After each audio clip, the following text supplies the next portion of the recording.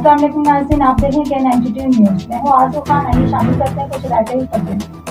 دوڑ سے خبر شامل کرتے ہیں۔ اقبال مغل کی رپورٹ کے مطابق دوڑ میں مہران ہائی وے پر کار میں منشیات کی سپلائی کی اطلاع پر پولیس کی کارروائی، پیچھا کرنے پر ملزمان کار چھوڑ کر کھیتوں میں فرار۔